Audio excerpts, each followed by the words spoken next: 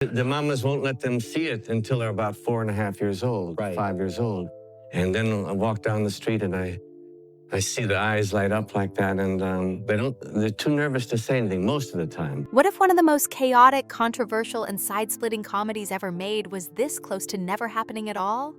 From last-minute cast swaps to battles with studio censors, and even a horse that had a better trailer than some of the actors.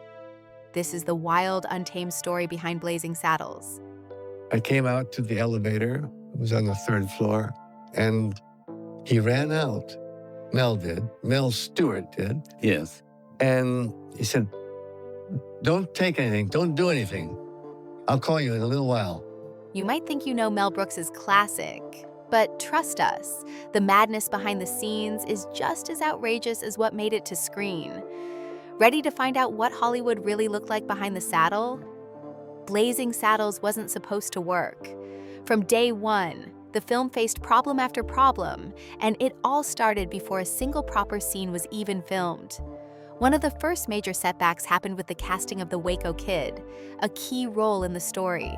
Originally, the part wasn't intended for Gene Wilder. It was handed to Gig Young, a respected actor with a serious background and an Academy Award under his belt. On paper, Young seemed like the perfect fit, someone with the dramatic presence to balance out the chaos of the story. The studio trusted him, and everything was lined up. But on the first day of shooting, everything unraveled. In one of the earliest scenes, the Waco Kid is introduced lying inside a jail cell. When Young stepped into the role and cameras started rolling, it became clear something was wrong. His hands were visibly shaking. His voice cracked repeatedly. And then, right in the middle of a take, he collapsed. At first, the crew assumed it might have been part of the performance, an exaggeration, maybe even some dark humor fitting with the tone of the movie. But it quickly became clear that this wasn't acting. Young was in physical distress, and it turned out he was going through severe alcohol withdrawal. Production stopped immediately, and Young was removed from the film within hours. For most directors, this sort of disruption would have thrown the project off track. But Mel Brooks, the director and driving force behind the film, didn't panic. He quietly stepped away, made a phone call, and reached out to someone he deeply trusted, Gene Wilder. The two had worked together before and had a strong creative bond. Brooks didn't set up a meeting or send over the script. He simply asked Wilder, "Can you get on a plane tomorrow?" Wilder didn't ask about the role or demand a detailed briefing. He just said yes. Less than 24 hours later, he was on set, jet-lagged, unprepared, and completely unfamiliar with the script. But once the cameras rolled again, he stepped into the role of the Waco Kid without hesitation. His portrayal was effortless, confident, and had a calm energy that stood out against the chaos around him. Almost instantly, it was clear that Gene Wilder was the right choice, even if he hadn't been the original one. While Wilder's last-minute casting made headlines, another major influence on the film was quietly shaping its tone long before filming began. That influence was Richard Pryor. He wasn't just one of the writers. He was the voice behind some of the film's most daring and pointed humor. Mel Brooks brought Pryor in during the writing stage to sharpen the script and help shape the overall feel of the film. Pryor's style was unapologetic. His jokes often came with a sharp edge, forcing people to laugh while also confronting uncomfortable truths. Brooks saw something special in him, not just a comedian, but someone who could bring genuine danger to the screen, a type of unpredictability that the film needed. He even wanted Pryor to play the lead role of Bart, the newly appointed black sheriff at the center of the film. Brooks believed that Pryor could carry the weight of the character while delivering laughs and unsettling the audience at the same time. But the studio didn't agree. They were worried about Pryor's personal life, particularly his reputation for being unpredictable off-screen. At the time, Pryor had made headlines for several controversies, and the executives weren't willing to take the risk. They blocked him from taking the role, despite Brooks's support. Instead, the role went to Cleavon Little. Though he didn't have Pryor's raw edge, Little brought his own strengths, charm, presence, and precision. His performance gave the character of Bart a smooth and controlled quality that worked perfectly in contrast with the madness of the town around him. And while Pryor never appeared on screen, his voice remained a core part of the film. Many of the film's edgier jokes and underlying tension can be traced back to Pryor's influence in the writing room. His fingerprints were all over the script, helping to shape the rhythm and attitude of the entire story. As the film moved closer to release, another obstacle loomed: the studio executives' reactions. When Warner Brothers saw the completed film for the first time, their response was anything but enthusiastic. They weren't just concerned, they were alarmed. The movie's use of satire, racial language, fart jokes, and slapstick violence didn't fit within any traditional Hollywood template. There were scenes that broke every rule, dialogue that would never have passed through censors without a fight, and moments that deliberately pushed audiences out of their comfort zones. Executives sat stiffly through the first screening, arms crossed, lips tight. As the credits rolled, no one clapped. No one even smiled. The mood in the room was grim, and the decision from the top was almost immediate. Kill the movie. Don't promote it. Don't release it widely. Just shelve it and move on. Mel Brooks refused. He believed in the film and knew it deserved a proper audience. He argued for just one test screening with a real crowd. The studio reluctantly agreed, and so the film was shown to a public audience without any changes or edits, a final attempt to see if people outside the boardroom would react differently. For the first 20 minutes of that screening, the room was silent. Then came a particular scene, a simple one, featuring a group of cowboys sitting around a campfire, eating beans. Suddenly, one of them lets out a loud, unmistakable fart, then another, then a third.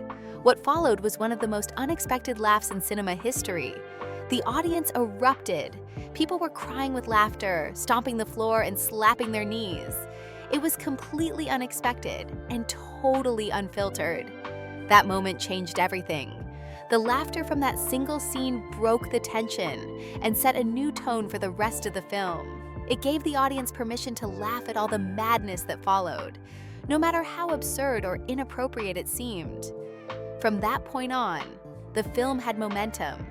The screening was a success, and suddenly, the studio had a different perspective. The same executives who wanted to bury the film now saw its potential. One unforgettable fart joke had made all the difference. Behind the scenes, the film continued to evolve. Gene Wilder, despite joining at the last minute, brought his own ideas to the role. He told Brooks that if he took the part, he wouldn't play it for laughs. He would play it straight. No over-the-top gestures, no exaggerated comedy. Brooks agreed immediately. That choice became one of the film's smartest moves. While the rest of the cast leaned into chaos, Wilder played the Waco Kid with calm and subtlety. His humor came from understatement, from dry wit and timing, not big expressions. That contrast made his performance stand out. It gave the film an emotional center and made his lines even more effective. So from a collapsing actor on day one to an unexpected star in a joke about beans that saved the whole project, Blazing Saddles had already defied expectations. And that was just the beginning. Long before Blazing Saddles reached cinema screens, it had to survive something even tougher than a live audience: Hollywood censorship. The film's script was packed with controversial material, much of which made studio executives deeply uncomfortable. Racial slurs, sexual innuendos, religious jabs, and references to Nazis were scattered throughout the screenplay. For censors in the early 1970s, this was a nightmare. According to those close to production, censors flagged entire pages of the script. Some lines were considered too risky for any audience, especially for a major studio-backed release. One censor reportedly warned that if this version of the film were released, Mel Brooks might never work in Hollywood again. The message was clear: dial it back or face serious professional consequences. But Brooks didn't back down. He defended every controversial line, every uncomfortable moment. For him, these weren't just shock tactics. They were essential to the satire. The movie was built to push boundaries. It used absurdity to expose the absurd, and its edge was what gave it weight. Even lines as iconic as "Up Yours," delivered early in the film, were debated for days behind closed doors. But Brooks never wavered. He insisted that taking away the rough edges would strip the movie of its entire point. To him, the humor wasn't just about getting laughs. It was about pointing out hypocrisy, calling out racism, and doing it in a way that audiences couldn't ignore. His belief was that if people laughed, they might also reflect. Blazing Saddles was built to confront, not comfort. For Cleavon Little, who played Sheriff Bart, those themes weren't just theoretical. He was at the center of them. As one of the first Black leads in a major Hollywood comedy, Little's role was groundbreaking, but it also put him in a difficult position. While he was making a movie that mocked racism, he was also dealing with real racism off camera. During filming, Little reportedly received hate mail. These weren't just critical notes. They included racial slurs, threats, and warnings. Some viewers couldn't separate the film's satirical take on racism from reality, and they directed their anger straight at him. Despite this, he remained professional. According to Brooks and other cast members, Little never let the pressure show on set. He delivered every line with sharp timing and unwavering control. In scenes opposite Gene Wilder, the two had undeniable chemistry. Their performances were perfectly balanced, Wilder's dry, almost sleepy delivery playing off Little's cool confidence. But what many viewers didn't realize was that behind the camera, Little was dealing with the exact kind of hostility the film was trying to highlight. Mel Brooks would later reflect on this dynamic, saying that while the film was meant to ridicule racism, it couldn't shield its star from experiencing it firsthand. Still, Little's ability to perform under that kind of pressure gave his performance even more power. It wasn't just funny, it was quietly brave. While much of the film's controversy came from its script, some moments were visual and completely unmissable. One of the most talked about gags in the movie involves a cowboy walking up to a horse and punching it straight in the face. The scene is played for laughs, and the absurdity is obvious. But what's less known is that the stunt was real. The punch wasn't a camera trick or clever editing. It was a real hit, delivered by a trained stunt performer to a trained stunt horse. The moment was choreographed carefully to avoid injury, but the fact remains, it was a genuine physical stunt involving an animal. Today, such a scene would never make it past animal safety guidelines. But in the 1970s, things were different. Brooks later said that the scene was so over the top that it felt like a dare to the audience. Could they actually get away with it? Somehow, they did. The moment became one of the most outrageous gags in the film, serving as a signal that nothing was off limits. If they were willing to knock out a horse, what else might happen? Not all the film's punches were physical. Some were aimed squarely at real-life Hollywood. One of the characters, Hedley Lamar, played by Harvey Korman, was more than just a comically evil villain.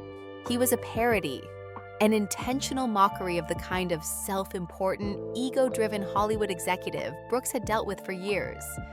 Brooks never named names, but people who worked with him claimed they knew exactly who inspired the character. Corman's portrayal leaned into every arrogant cliché. Hedley was obsessed with his own image, constantly correcting people who mispronounced his name, and always scheming while pretending to be cleverer than he really was. It was a performance full of smugness, fake intellect, and just enough incompetence to make him laughable. And for those in the industry, it was a little too familiar. In a way, the character was Brooks's form of revenge. He'd spent years navigating a system filled with powerful people who took credit for others' work, made poor decisions, and demanded recognition without contributing much. Hedley Lamar was the distilled version of all of them, wrapped in a three-piece suit and utterly unaware of how ridiculous he was. That same contrast between sincerity and absurdity also played out in the performance of Slim Pickens.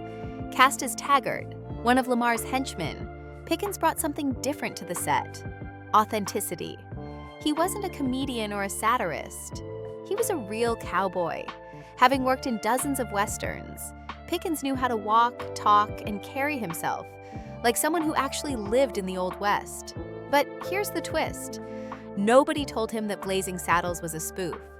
According to behind-the-scenes accounts, Brooks allowed Pickens to believe he was filming a serious Western. And that decision turned out to be brilliant. Because Pickens wasn't in on the joke, he reacted to every scene, from the fart jokes to the chaos, with complete sincerity. And that deadpan performance made everything around him funnier.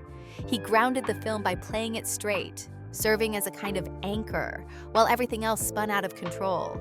He didn't try to be funny. He didn't deliver lines with a wink to the audience. He simply did what he always did: act like a real cowboy in a serious situation.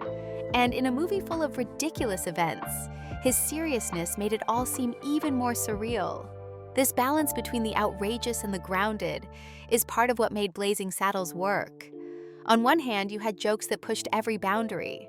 On the other, you had performances that felt strangely authentic. The contrast allowed the humor to land without losing its meaning. As the production continued, this push and pull between risk and restraint defined much of what happened behind the scenes. The script was constantly under scrutiny, not just by the studio, but by outside censors who feared backlash. The actors were walking a fine line between parody and offense, all while dealing with the realities of a changing Hollywood landscape. For Brooks, the goal wasn't just to be funny, it was to make a point, and that meant holding the line, even when pressure mounted to soften the film. Whether it was defending the use of controversial language, standing by outrageous visual gags, or letting actors like Slim Pickens react in real time without knowing the full context, Brooks took risks. And those risks gave the film its edge. By the time filming wrapped, it was clear that Blazing Saddles wasn't going to be a typical comedy. It was something messier, louder, and more unpredictable. And while it shocked plenty of people, it also gave them something they hadn't seen before: a film willing to laugh at everything, even the systems that made it possible. In doing so, it didn't just parody Westerns. It took aim at racism, classism, Hollywood itself, and the strange contradictions of American culture. And even though some people didn't get the joke, the ones who did never forgot it.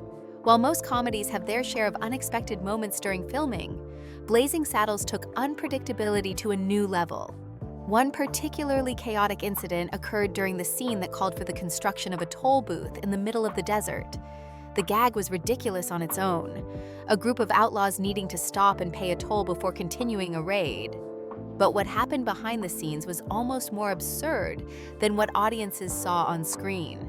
During filming, the explosion used to blow up the toll booth went slightly off track. The blast was stronger than expected and nearly injured some of the crew.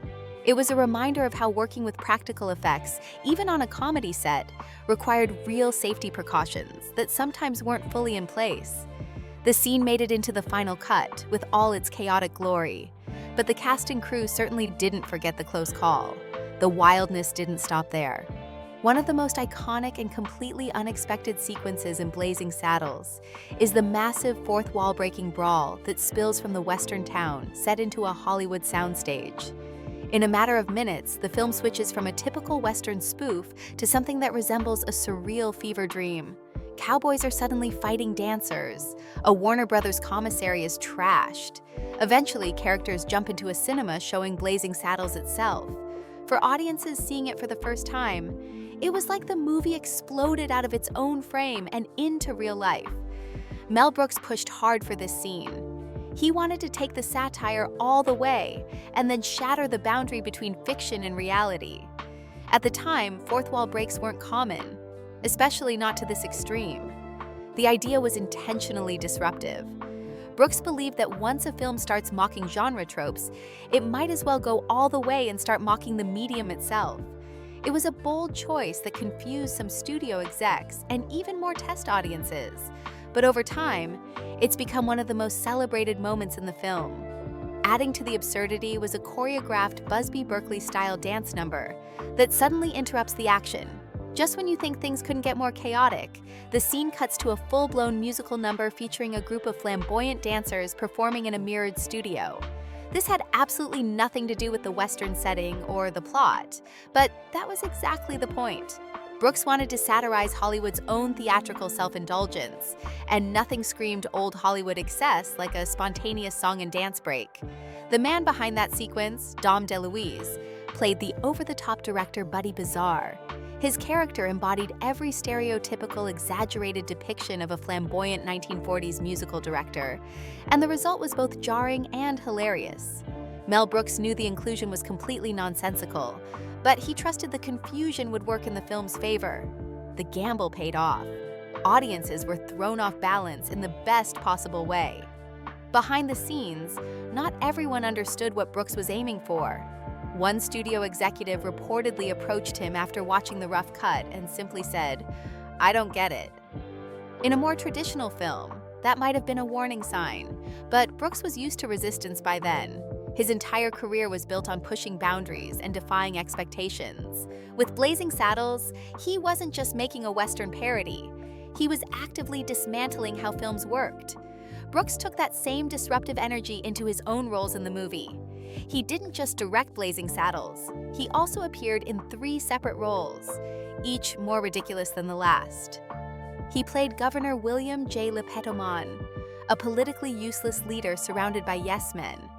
He was also the Yiddish-speaking Native American chief, a moment that many critics debated, but which Brooks defended as part of his broader mission to satirize racism. And then there was his brief appearance as an angry German in the fight scene. None of these roles were carefully prepared or rehearsed. Brooks would often step in at the last minute, make up lines on the spot, and then move on to the next gag. Gene Wilder once said that watching Brooks act was like watching controlled chaos. He described Brooks as someone who would try anything, no matter how ridiculous, if he thought it might make people laugh. That spontaneity helped give the film its unpredictable edge. At times, it felt less like a tightly scripted production, and more like a group of comedians trying to one-up each other while cameras rolled. Despite the comedic brilliance, not everyone was quick to praise the film. When award season came around, Blazing Saddles was largely ignored by the Academy. It received just 3 Oscar nominations: Best Supporting Actress for Madeline Kahn, Best Editing, and Best Original Song. It didn't win in any of those categories. For a film that would go on to become one of the most quoted and celebrated comedies of all time, the snub felt pointed. Brooks, never one to hold back, joked that the Academy didn't want to reward a movie that had cowboys farting around a campfire. But in truth, it likely had more to do with the film's willingness to tackle racism, sexual innuendo, and Hollywood itself in ways that made people uncomfortable. The satire was too sharp for some, the language too raw for others. At the time, it didn't fit the image of what a prestigious film was supposed to look like. But outside of the awards bubble, the film found massive success with audiences. Word of mouth spread quickly, and people kept coming back to see it again and again. Critics began to change their tune as well. Over time, more and more reviewers began to appreciate what Brooks had achieved. The film wasn't just funny. It was subversive, political, and deeply clever in ways that weren't immediately obvious. Today, many filmmakers cite Blazing Saddles as an influence, particularly those who like to push genre boundaries. Quentin Tarantino, the Coen brothers, and even Jordan Peele have all spoken about how important satire and surprise are in storytelling. In that sense, Blazing Saddles helped open the door for new types of comedy, films that are as self-aware as they are entertaining. The third act of Blazing Saddles is not just about blowing things up or making people laugh. It's about breaking cinema's own rules. By the time the characters end up in a movie theater watching themselves on screen, Mel Brooks has completely dismantled the illusion of film. He invites the audience to laugh not just at the characters, but at the very concept of filmmaking. It's a rare kind of comedy that's willing to burn itself down in order to make its final point. And remarkably, it works. Even with all the chaos, the dance numbers, the cameos, and the explosions, Blazing Saddles never loses its identity. It remains a film with a point of view, a film that's not afraid to be messy if that's what it takes to make something original. In that way, it's not just a Western parody, it's a rebellion, one that gallops straight through the fourth wall and into cinema history. When a film becomes a massive success, it's only natural that studios want to cash in on its popularity. In the case of Blazing Saddles, that attempt came in the form of a television spin-off called Black Bart. The show was produced in 1975, just a year after the film's release, and it even featured the same character name from the movie. But it lacked everything that made Blazing Saddles special. Mel Brooks himself had no involvement in the show beyond a contractual obligation, and none of the original cast returned either. The result was a watered-down version that struggled to find its identity. To make matters more unusual, Black Bart was never even meant to succeed. It existed primarily to help Warner Brothers hold on to the film rights to Blazing Saddles. In total, only 4 out of the 11 produced episodes aired. The rest were shelved, never released to the public, and the show quickly faded into obscurity. The title Blazing Saddles itself caused quite a stir during production. Originally, the studio was hesitant about approving it. Executives worried that the name would confuse audiences or make the film sound too much like a standard Western. At one point, they even suggested changing it to something more generic and safer. Mel Brooks pushed back, firmly believing that Blazing Saddles captured the chaotic, explosive tone of the movie. In the end, his instincts proved right. The title not only stuck, but also became iconic in its own right. Today, it's hard to imagine the film being called anything else, and its unique title plays a big role in how it's remembered. Mel Brooks has spoken many times about how Blazing Saddles couldn't be made in the same way today. In interviews over the years, he's expressed that the cultural landscape has shifted so much that studios would never allow the kind of edgy, confrontational humor that the film is known for. It's not just the use of offensive language or the racial satire that would raise eyebrows. It's the entire approach. Brooks has explained that the film was intended to mock racism by exposing how absurd and cruel it is. But he acknowledges that in today's climate, such satire might not land the same way. Audiences have changed, sensitivities have evolved, and what was once considered bold or transgressive might now be seen as problematic or inappropriate. That doesn't make the film any less important, but it does mean it stands as a product of its time, one that captured a very specific kind of cultural energy that's hard to replicate now. Filming Blazing Saddles wasn't just chaotic on screen, it was also a challenge behind the scenes. One of the biggest difficulties the crew faced was maintaining composure during filming. The cast and crew were constantly breaking into laughter during takes. Mel Brooks' script was packed with unexpected lines and unpredictable jokes, and the cast often improvised or added their own twist to the dialogue. As a result, many takes had to be reshot simply because the crew couldn't hold it together. Brooks would later joke that the hardest part of directing the movie wasn't working with actors or staging complex scenes. It was trying to stop everyone, including himself, from laughing. This on-set energy also meant that filming took longer than expected. Every time someone cracked up, it delayed production. But in hindsight, those moments were a clear sign that something special was happening. When the people making the film are having that much fun, it often shows in the final product. One of the most interesting behind-the-scenes stories from Blazing Saddles involves a guest star who didn't quite make it into the movie, John Wayne. Known for being the ultimate cowboy of American cinema, Wayne was invited by Mel Brooks to make a cameo in the film. Brooks thought it would be hilarious and symbolic to include Wayne, especially since the film was a parody of the very westerns that Wayne had defined. Surprisingly, Wayne was open to the idea. He liked the script and appreciated its humor. However, after thinking it over, he declined. His reason was that the film's style and jokes were a bit too far removed from his public image. He reportedly told Brooks, "I can't do it, Mel. All my fans would hate me." Still, he gave his blessing, saying, "But I'll be the first in line to see it." That endorsement meant a lot to Brooks, and although Wayne never appeared on screen, his support was seen as a kind of symbolic passing of the torch from the traditional Western to the new, subversive one. If you thought the actors were treated like stars on set, wait until you hear about the horse.